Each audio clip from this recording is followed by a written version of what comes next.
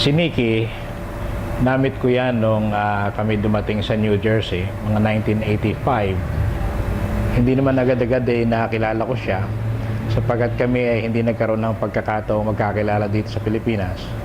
Pero doon sa Amerika, dahil sa kanyang mga participation niya sa gawain ng movement, nakasama ko siya first doon sa aming organization sa New Jersey na tinatawag naming Pintig. It's a cultural singing organization namin na ang ginagawa namin, anuman ang mga nangyayari sa Pilipinas, ay gumagawa kami ng paraan para makatulong. Halimbawa, may bagyo o may mga problema sa Pilipinas, kung ano man ang may tutulong namin financially, kami gumagawa ng paraan sa New Jersey through our cultural group. And si Nikki, isa sa mga events na ginawa namin doon, palaging nando doon. Hanggang sa kami ay nagkausap na, nagkaroon na kami ng malawakang pag-uusap sa mga nangyayari at nagkakilala na nga kami na kung ano yung kanyang mga ipinaglalaban.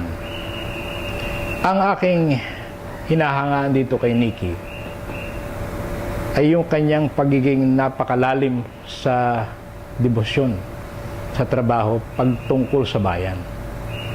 Alam niyo si Nikki, siya ay ang trabaho niya, gumigising siya ng madaling araw, 1 o'clock in the morning, 2 o'clock in the morning, gumigising siya sapagkat yun ang nature ng kanyang trabaho dahil merong kinalaman ito sa distribution ng newspapers. Meron siyang mga tao na siyang dapat mag-distribute and he has to be there early enough so he can give instructions. Pero pagkatapos ng kanyang trabaho, mga 5 o'clock in the morning, 6 o'clock in the morning, hindi pa yan matutulog. Meron pa siyang gagawin para sa bayan. At yan ang laging routine niya araw-araw. Sapagkat meron siyang assignment doon na ginagawa na napakarami. Marami ang kontribusyon ni Nikki sapagkat sa Amerika, iba ang nature ng trabaho ron para sa gawain, para sa samahan. At iba rin naman dito sa atin. Doon sa Amerika, sapagkat napakalalayo ang mga states, magkakahiwalay, ay napakaraming mga communication work that we have to do. At that time, wala pa nung masyado ng mga internet. Meron na rin, pero hindi ganun kadami. Lalong walang cellphone at that time. Puro telepono lang kami. Kaya medyo mahirap ang trabaho. Pero ang dedication nga ni Nikki, napakalalim. He is always on the phone, talking to some people on the other side of the US, nasa Chicago, nasa Washington siya, pero mga tinatawagan kung saan-saan. Because that was part of his work. So in other words, parang halos hindi na nagpapahinga yung taong yan. At siguro nga, medyo exhaustion yung nangyari sa kanya, kaya medyo napaaga siyang namatay. Sapagkat ito yung taong parang yung hindi niya inaalintana ang pagod niya pagdating sa bayan. Ang isang bagay na nakita ko kay Nikki, hindi lamang siya yung taong nag-arrange ng mga meetings, mga venues. Siya yung taong dahil sa kanyang kagustuhan na huwag magkahiwa-hiwalay ang grupo, siya yung kumakausap sa mga parties at sa mga taong napapaloob dun sa mga usapin. Kaya ang laging sinasabi niya lagi sa akin, alam mo pare, anong nangyari dito sa atin, kaya nagkakaroon ng gulo. Merong mga issue kasi na hindi kaagad natin nabibigyan ng kaukulang refleksyon o kaukulang pag-aaral, etc. Yan ay pinababayaan natin, nagtatagal hanggang sa lumaki na. Kaya yun, nagpapatong-patong ang ating problema, hindi na natin napag-aralan ng malalim. Kung kaya't ito, inaanin na natin ang ating problema as a result of that. At yun, paulit-ulit niyang sinasabi sa akin. Kaya ang sabi niya, alam mo, dapat tayo talagang mag-aral. Para sa kanya, hindi lamang basta action ng action. Kailangan may malalim na pag-aaral at pinag-aaralan ang bawat trabahong aming ginagawa at bawat hakbang na aming ginagawa. At ang sabi niya, siguro may kakulangan tayo doon sa ating movement dito sa ganung parte. Pero ganun pa man, siya yung isang tao na hindi mo makikitaan ng galit sa kanyang puso ba, na makikita mo sa pananalita, napakamalumanay niya magsalita yung si Nikki. Hindi siya yung galit Alam mo, sa movement, maraming laging galit. Nang gigigil, ano? Pero si Nikki, ano, kahit anong hirap ng pinag-uusapan sa meeting, kahit anong grabe yung issue na pinag-uusapan, he will not raise a voice. Palagi siyang malumanay at gusto niya, ang gusto niya ay yung huwag magkahiwa-hiwalay. Kaya bilib na bilib ako dito kay Nikki. So if there is one contribution, I would say Nikki had made to the movement, it was his passion for unity within the movement. To the extent na isasakripisyo niya yung kanyang sariling mga, kumbaga sentimiento at saka yung mga sama ng loob. Huwag na niyang sabihin yon para huwag na lamang magkaroon pa ng malalim na lalong gusot dito. Although, alam ko from the very beginning, meron siyang isang paninindigang doon na siya nakatayo at hindi ko-compromise yun. Pero hindi niya gagawin yung para lamang maipagpilitan niya yung kanyang opinion, makikipagsigawan siya o makikipag-away siya. I don't think Nikki had any enemy before he died. They were all good friends of him from both sides, or all sides of the spectrum. Because he was a well-respected member of the Kilusan. Yan si Nikki para sa akin. At bukod pa ron, dahil si Nikki nga, mas matagal naman siya sa movement kaysa akin. Dahil nung ako'y dumating sa Amerika, ay ako'y hilaw na na aktivistang galing sa Pilipinas. At marami pa sa aking pagiging aktivista ay theoretical sapagkat ako naman ay teacher at saka pastor. Although may mga experience naman ako dito ng konting pakikibaka sa Pilipinas. Pero pagdating sa Amerika, merong malalim na karanasan na si Nikki. Mahaba na ang kanyang dinaanan. Kaya marami siyang naituro sa amin at lalo na sa akin, marami siyang naibigay na mga perspectives na hindi ko nakikita doon sa aking mga binabasa.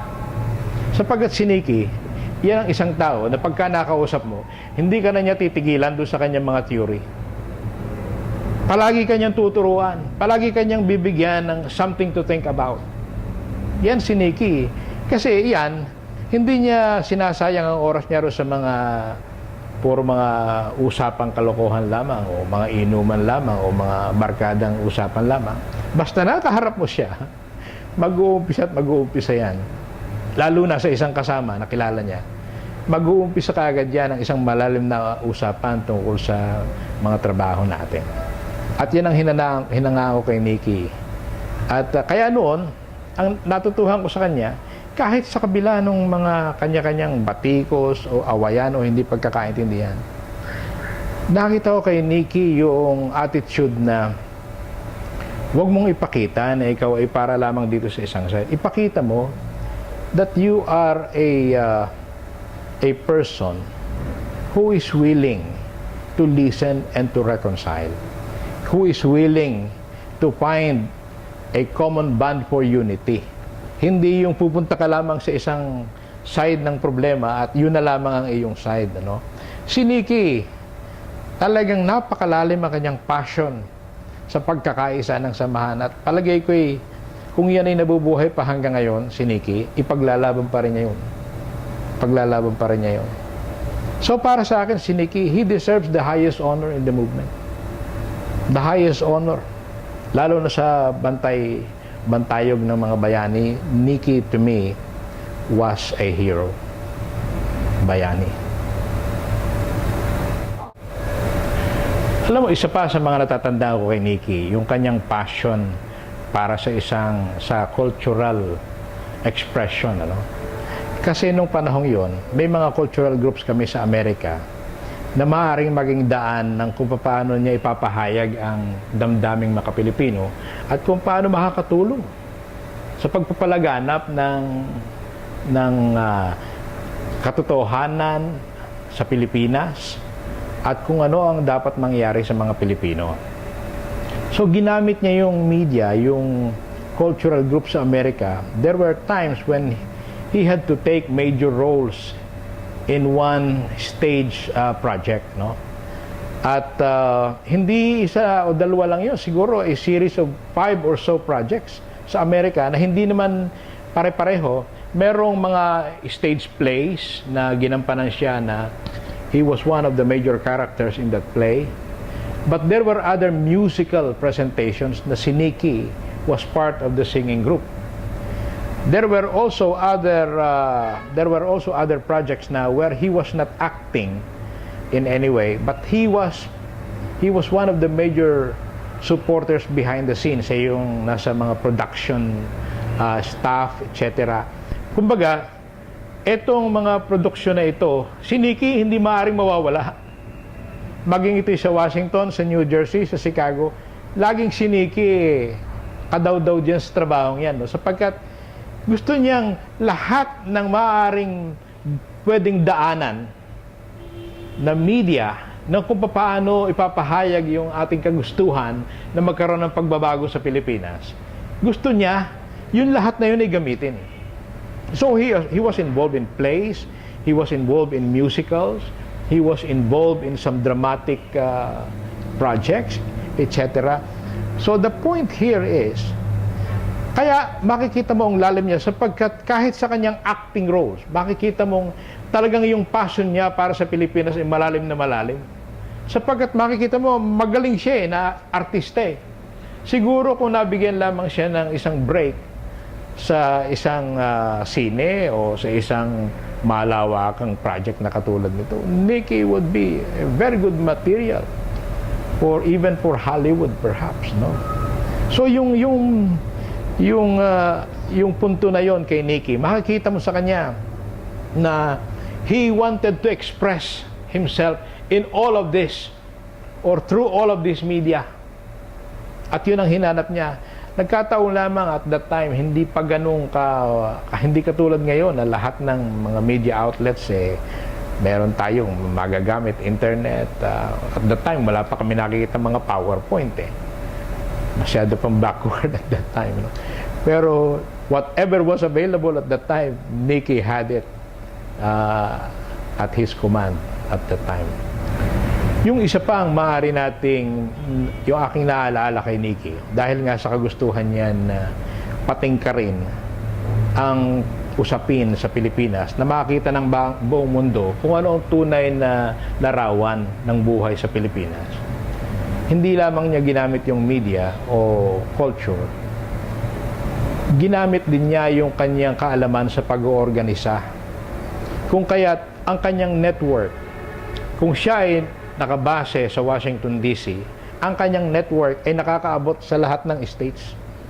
Kaya kapag siya ay nag-organize ng mga action, kinakailangang sabay-sabay ang pangyayari para may malakas na impact. Kaya yung halimbawa, may mga event na kinakailangan mangyari sa New York, sa Seattle, sa LA, Washington, Chicago, and other major cities, sabay-sabay niya yung pinapaandar. Of course, in cooperation with all other officers of the movement na may mga nakatalaga-talaga sa bawat state. Pero yung participation ni Nicky, gano'n na lamang katindi sapagkat talagang dapat magkasabay-sabay at yun nga ang nangyari.